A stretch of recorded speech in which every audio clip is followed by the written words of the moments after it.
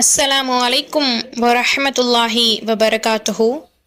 அல்ஹம்துலில்லா அல்ஹம்துலில்லா அல்ஹம்துலில்லாஹி ரப்பில் ஆலமீன் வல் ஆகிபத்துலில் முத்தகீன் வஸ்ஸலாத்து வஸ்ஸலாமு அலா சய்யிதினா முஹம்மது வ ஆலிஹி வ ஸஹ்பிஹி அஜ்மஈன். நஹ்மதுஹு வ நஸல்லி அலா ரசூலிஹில் கரீம் அம்மா பஅத். அல்ஹம்துலில்லா. நமது அல் மதரசத்து சுல்தானியா நிஸ்வான் பெண்கள் மதரசாவின் தினம் ஒரு பயான் அப்படிங்கிற தலைப்பில் இன்று நான் பேச இருக்கும் தலைப்பு பத்ரு போர். ஏன் பத்ரு போர் அப்படின்னா, பத்ரு போருடைய நடந்த தேதி ரமலான் 17, அதாவது ரமலானுடைய 2வது பத்துல 7வது பிறை 17வது பிறையில நடந்திருக்கு. நம்ம 2வது பத்துல இருக்கோம், 17வது பிறையை நெருங்க போறோம். அதனால இன்று நான் பத்ரு போர் எடுத்திருக்கேன். இது முதல் காரணம். இன்னொரு காரணம், உலகெங்கும் மூண்டு இருக்கக்கூடிய ஒரு போர் சூழல். அது நம்ம என்னதான் நம்ம கிட்ட இல்லை, அந்த போர் சூழ்நிலை இருக்கிற மத்திய கிழக்கு நாடுகளுக்கு கிட்ட இல்லைனாலும் நம்மளோட உறவினர்கள் எல்லாம் அங்க இருக்காங்க. அந்த சமயத்துல நம்மளுக்கு போரினுடைய பதற்றம் ஏற்படத்தான் செய்யுது. இன்று இந்த நவீன காலத்துல நம்மளுக்கு என்ன நடக்குது, எப்படி நடக்குது, அங்க என்ன எப்படி சேஃபா இருக்காங்களா, பத்திரமா இருக்காங்களான்னு தெரிஞ்சுக்கிற காலகட்டத்திலையும் கூட ஒரு போர் சூழ்நிலை அப்படின்னா நமக்கு ஒரு பதற்றம் ஏற்படுது. கிட்டத்தட்ட 1400 வருஷங்களுக்கு முன்னாடி ஒரு போர் நடந்திருக்கு. அந்த போர் ரமலான் நோன்பு வைக்கக்கூடிய மாதத்துல நடந்திருக்கு.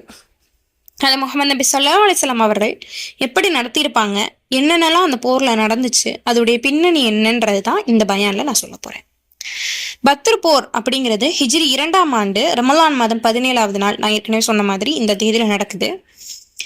இது யாருக்கும் இடையில நடக்குது அப்படின்னா, மக்காவில் இருக்கிற குறைஷிகள், அதாவது முஹம்மது நபி ஸல்லல்லாஹு அலைஹி வஸல்லம் அவர்கள் ஹிஜ்ரத் செஞ்சு மதீனாவுக்கு, மக்காவிலிருந்து மதீனாவுக்கு ஹிஜ்ரத் செஞ்சு போன 2வது வருஷம் நடக்குது.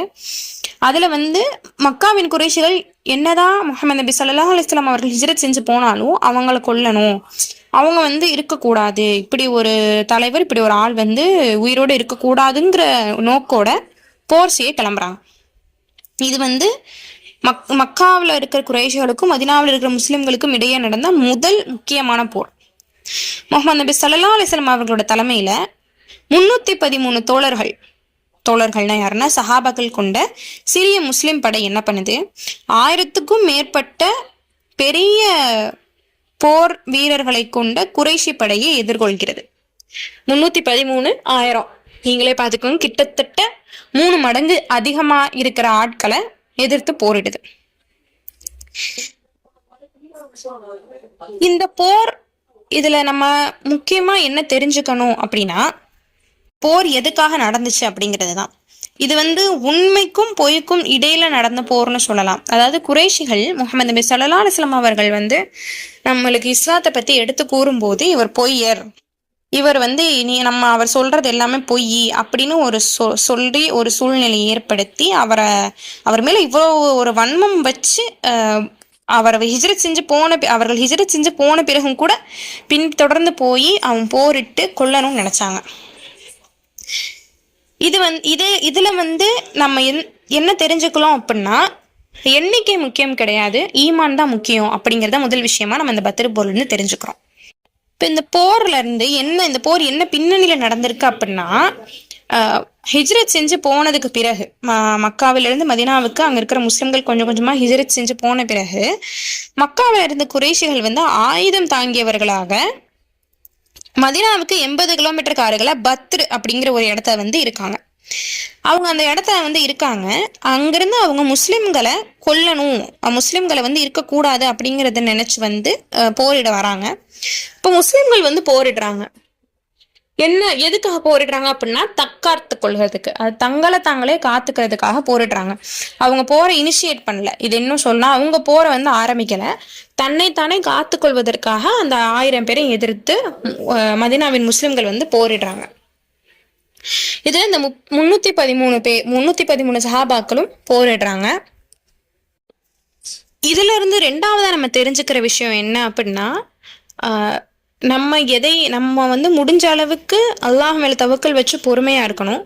ஆனா நம்மளை தாக்குறதுக்கு ஒரு சூழ்நிலை வந்துச்சு அப்படின்னா நம்ம திருப்பி எதிர்த்தாக்குதல் நடத்தியே ஆகணும். இதுல மூன்றாவது விஷயம் என்ன அப்படின்னா, அல்லாஹோட கட்டளைப்படி வானிலிருந்து வந்த ஆயிரக்கணக்கான வானவர்கள் முஸ்லிம் படையினருடன் இணைந்து போரிட்டனர். இதனால பத்ர சஹாபாக்கள் வெற்றி அடைகிறாங்க. நம்ம இதுல இருந்து மூணாவதா தெரிஞ்சுக்க கூடிய ஒரு விஷயம் என்ன அப்படின்னா, அல்லாஹ் எந்த திசையிலிருந்து நம்மளுக்கு உதவி அனுப்புவான் அப்படிங்கிறதே நமக்கு தெரியாது. 313 பேர் தான் இருக்காங்க, 1000 பேரை எப்படி எதிர்த்து போரிடுறது அப்படின்ட்டு முஸ்லிம்கள் யோசிக்கல. அவங்க அல்லாஹ் மேல தவக்குல் வச்சு இறங்கினாங்க. அல்லாஹ் அவங்களுக்கு உதவியை அனுப்பினான். இந்த பத்ர போர்ல இருந்து நம்ம 3 விஷயங்களை தெரிஞ்சுக்கிறோம். முதல் விஷயம் ஈமான். ஈமானுக்காக எதிரில் வந்து வர படையினர் எவ்வளவு பெரிய படையினரா இருந்தாலும் எதிர்த்து நிற்கிறது. 2வது, தன்னைத்தானே காத்து கொள்ளக்கூடிய சூழ்நிலையை, தன்னைத்தானே காத்து கொள்ளக்கூடிய ஒரு தற்காப்பு நிலையை ஏற்படுத்தி கொள்றது. 3வது விஷயம் என்னன்னா தவக்குல். அல்லாஹ் மேல நம்பிக்கை வச்சு அவன் என்னை காப்பாத்துவான் இறங்கி அவன் அதற்கு உதவியை எந்த திசையினாலும் அனுப்புவான் அப்படின்னு நினைச்சு அந்த போர்க்களத்துல இறங்குறது. இதுல அல்லாஹ் குரான்ல நம்மளுக்கு ஒரு அத்தாட்சி கொடுக்கறான். பத்ர் களத்தில் சந்தித்த 2 சேனைகளிலும் உங்களுக்கு ஒரு அத்தாட்சி நிச்சயமாக உள்ளது. ஒரு சேனை அல்லாஹ்வின் பாதையில் போரிட்டது, பிரிதொன்று காஃபிர்களாக இருந்தது. நிராகரிப்போர் அல்லாஹ்வின் பாதையில் போரிடுவோரை தங்களைப் போல் 2 மடங்காக தம் கண்களில் கண்டனர். இன்னும் அல்லாஹ் தான் நாடியவர்களுக்கு தன் உதவியை கொண்டு பலப்படுத்துகிறான். நிச்சயமாக அகப்பார்வை உடையோருக்கு இதில் திடமான ஒரு படிப்பினை இருக்கிறது அப்படின்னு அல்லாஹ் சூரா ஆல இம்ரான்ல 13வது வசனத்துல சொல்றான். அல்ஹம்துலில்லாஹ். அல்லாஹ் பத்ர சஹாபாக்களுக்கு வெற்றியை அளித்தது போல் நம்ம அனைவருக்கும் வெற்றியை அளிப்பானாக. மத்திய கிழக்குல நிகழ்ந்து கொண்டிருக்கிற இன்றைய போர் சூழ்நிலையில அந்த போர் சுமூகமான முறையில நியாயத்தோட அமைதியா முடியணும் அப்படின்ட்டு அல்லாஹ்விடத்துல நான் துஆ செஞ்சுக்கிறேன். போர்னா இழக்கிறது உயிர்களைத்தான். அல்லாஹ் அந்த போர் சூழ்நிலையை லேசாக்கி நீதமான நியாயத்தை வழங்கணும். அல்ஹம்துலில்லாஹ். வாஹிர் தஅவானா அல்ஹம்துலில்லாஹி ரப்பில் ஆலமீன். அஸ்ஸலாமு அலைக்கும் வரஹ்மத்துல்லாஹி வபரகாத்துஹு.